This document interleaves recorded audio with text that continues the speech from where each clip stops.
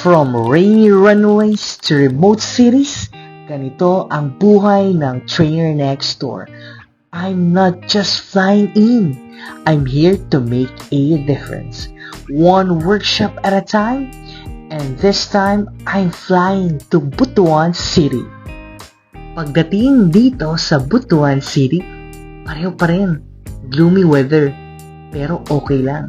Settle muna sa hotel beside Robinson's Mall, then prepare na agad for tomorrow's big day. Ganito ang setup tuwing gabi bago ang training. Aayusin ang gamit, plantsahin ang damit, and of course, review and final edits ng slide. Hindi lang basta mag-present ka, kailangan handa ka. Almost 11 p.m. na. Yes, gutom na. At ang daming fast food sa paligid ng hotel. Pero meron naman yan sa Manila. So I look for something local. And boom! Suba! Barbecuean it is.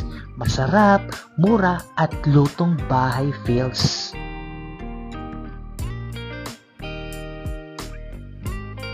Maayong buntag, Butuan. Mas okay na ang weather. May konting araw. And I just started my day with a cup of tea and some quiet time before the action begins. Quick outfit check. Yes, maayos. Yes, komportable. And yes, ready to lead. It's not just about the clothes, it's about showing up confident and credible. Day 1 of our technical workshop for PhilHealth Caraga. Everyone's excited and engaged, just how I like it. Let's make this session count.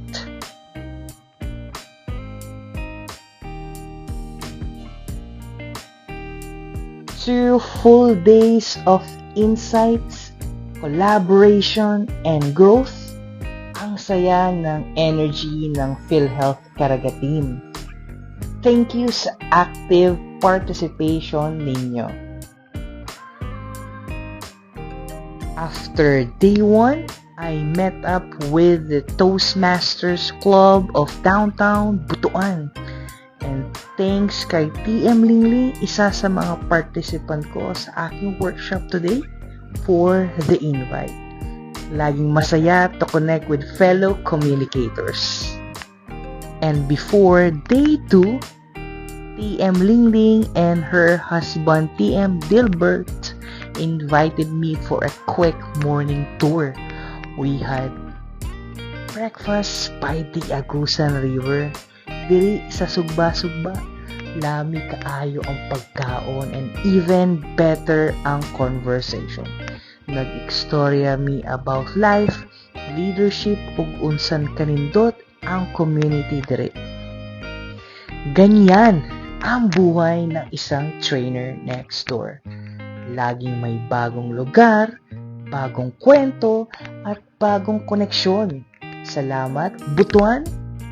Hangtod sa sunod nga workshop.